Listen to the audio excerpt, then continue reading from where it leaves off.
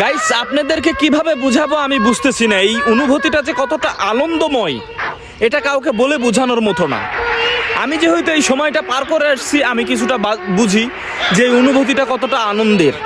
যখন আমরা টিকিট কাটি 3 দিন কিংবা 1 সপ্তাহ কিংবা 4 দিন সময় থাকে, এর মধ্যে যে 4 দিন পর আপনার ফ্লাইট, দেখা যাচ্ছে 4 দিন পর ফ্লাইট। এই 4টা দিন যে লাইফে এত বড় দিন হয় সেটা বলার মতো না। এত বড় রাত হয় মানে যাইতে চাই না, এরকম হাত দিয়ে ঠেলা নিয়ে যাইতে পারি না। ঠিক আছে, তো দেখা যাচ্ছে আগামীকালকে আমার ফ্লাইট। তো সেই রাত আপনি হাজার চেষ্টা করেও আপনি ঘুমাইতে পারবেন না, ঘুম ধরবেই না আপনার, ঘুমাইতে পারবেন না। সারা রাত চেষ্টা করে, হাজার চেষ্টা করে ঘুমাইতে পারবেন না, এত অনুভূতি এই রাতটার। তারপরের দিন মনে করেন যে সকাল সকাল হয়তো বা উঠলেন, ফ্রেশ হলেন, টিকিট হাতে নিয়ে চলে গেলেন এয়ারপোর্টে, ফ্লাইট হয়ে গেল।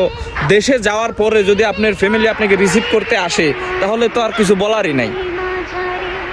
যদি আপনি বিবাহিত হন, আপনার হয়তো বাচ্চা আসলো সাথে, পরিবারের সাথে, তাহলে তো মাশাআল্লাহ আর কোনো কিছু বলারই নাই। বাচ্চা কোলে নেওয়ার পরে যে একটা আনন্দ পাইবেন, আপনি মনে করবেন যে বিদেশে যে কষ্ট করছেন সব কষ্ট শেষ।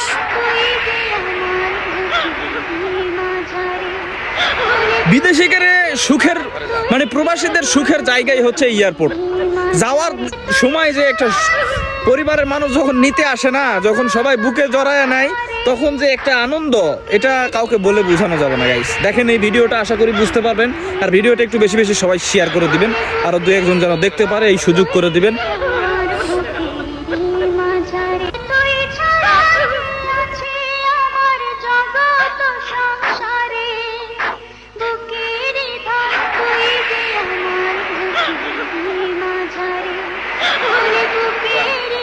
করে